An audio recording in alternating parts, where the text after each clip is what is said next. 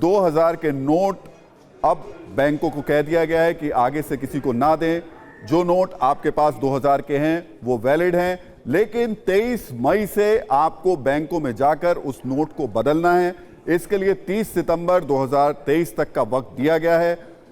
लेकिन अब 2000 के नए नोट छपेंगे नहीं, सरकार की तरफ से ये कह दिया गया है। पीयूष, जो चर्चा हम कर रहे हैं इस पूरी खबर को जब हम ओवरऑल देखते हैं, नोटबंदी में भी जो लोग सबसे ज्यादा फंसे वो लोग थे जिन्होंने काला पैसा जोड़कर रखा हुआ था। बहुत मोटी मोटी रकम उनके पास थी।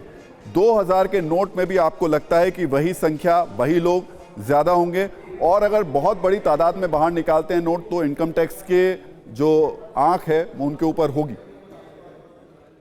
बिल्कुल राहुल, मैं इस बात से पूरी तरह से इत्तेफाक रखता हूं, क्योंकि नकली नोट, बड़े नोट की जमाखोरी और खास तौर पर उस जमाखोरी का अगर पिछले बीते 2-3 साल में आंकड़ा देखा जाए जो एजेंसी ने पकड़ा, तो सीधे तौर पर यह समझा जा सकता है कि बड़े नोट का प्रचलन सरकार ने इसी वजह से धीमे धीमे कम किया, ताकि आम लोगों को परेशानी ना हो। और जो लोग जमाखोरी कर रहे थे और जिन्होंने जितनी कर ली है, अब उनके लिए परेशानी का सामना उन्हें करना पड़ेगा, क्योंकि आरबीआई ने सीधे तौर पर एक टाइम फ्रेम दे दिया है और आपको निर्धारित 20,000 रुपए जमा करने हैं 23 मई से लेकर के 30 सितंबर तक। और अगर इससे ज्यादा की रकम किसी भी तरीके से आप जमा करने का प्रयास करते हैं तो जाहिर सी बात है कि मौजूदा सरकार में एजेंसियों की नजर, खासतौर पर इनकम टैक्स विभाग और ईडी की नजर उन लोगों पर है जो काले धन और खासतौर पर जो नोट हैं 2000 के, उनकी जमाखोरी कर रहे थे और किसी भी तरीके से वो इसमें इन्वॉल्व थे। तो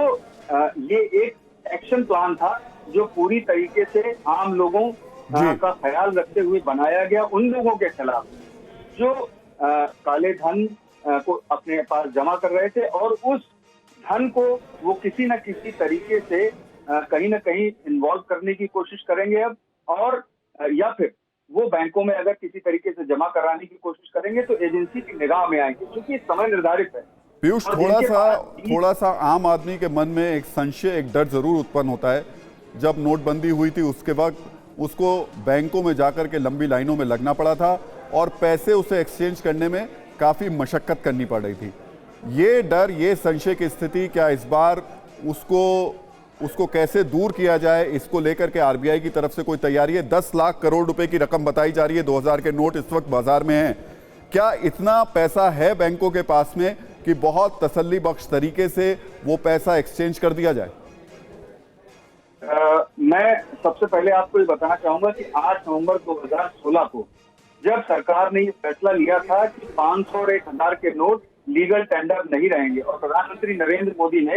रात 8 बजे करीब आकर के ये घोषणा की थी, उसके बाद बहुत कम समय दिया गया था। 21 दिसंबर तक का समय था। महज आप यूं कह सकते हैं कि 1.5 माह का या 2 माह का समय था। पीयूष, आपसे मैं ये